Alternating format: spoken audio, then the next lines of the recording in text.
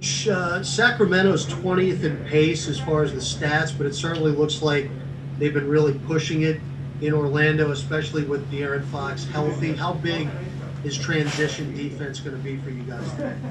Well, I think it's going to be really important. I think they played a lot of games without De'Aaron Fox, so, they're a different team with him on the floor. I mean, obviously he is a one-man fast break. He does a lot of attacking in transition on the open floor. They have some wing players that can get out and space the floor, with Buddy and guys like that can shoot three-pointers. So your transition defense has to be really good. Coach, are you surprised at how competitive these games have been in the last week and a half when you consider most of these games were with teams that have already made the playoffs?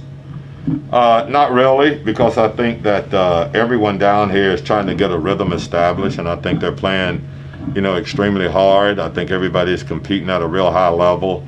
There is no home court advantage, and I think as long as that's the case, you're going to see close games. There's not a whole lot of difference, in the best team in the league and the 22nd team that's down here, really. If you look at it, most of these are pretty competitive, and where you get the edges and when you have home court advantage, when you're playing at home, and obviously this is the neutral site down here. Hey, Coach, Christian Clark here at ball.com. De'Aaron Fox, even for him, is putting up some really big numbers inside the bubble. Just what is kind of the key for you guys limiting him? I think it's dribble penetration. We have to keep him out of the paint. He's very good at, getting the ball to the paint and creating shots for himself. But also, he's a very good kick-out guy as far as getting to the point and paint and creating three-point shots.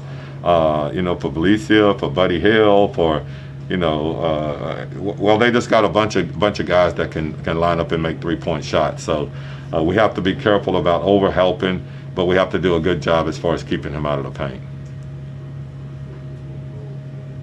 Hi, Coach. Guilherme, do Café Belgrado, Brazil. Knowing that NBA is a global league, do you think that those social justice message at the jersey could bring into the light discussions like equality and fight against racism in other countries where racism is very present, like Brazil, for example? Yeah, I think so. I think that's why, one of the things you see with some of the foreign players is that they have those words on the back of their jersey, but they have them in their native language also.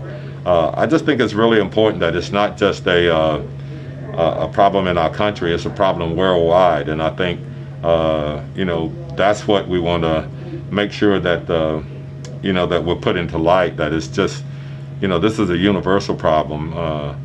It's no different than the COVID-19 right now. It's not just in our country, it's worldwide. And so I think the racism and the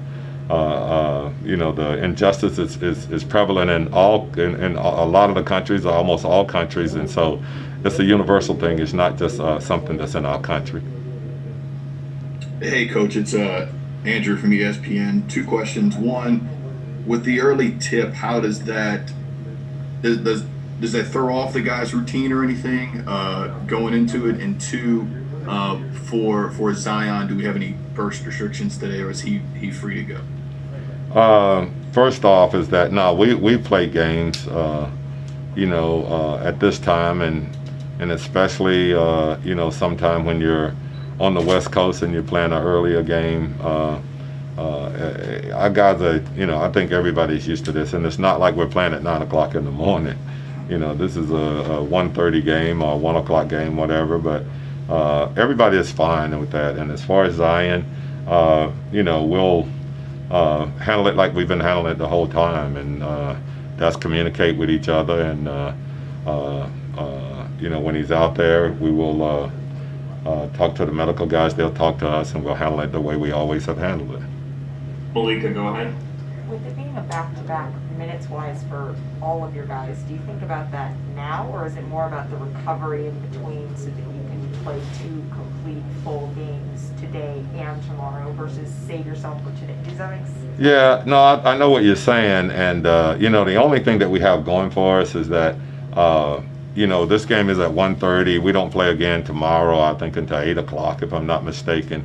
So it's not one of those deals where we plan at 7, then we plan again at 7. So I think we'll have time to make full recovery. We'll be back at our hotel before 4:30 today. So I think we'll have plenty of time for recovery, and then obviously we'll look at the next game. But today, the most important thing for us is to find a way to win this game.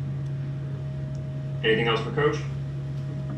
Great, thanks, Coach. All right, thanks, guys. You might as well be a 9 o'clock show. No.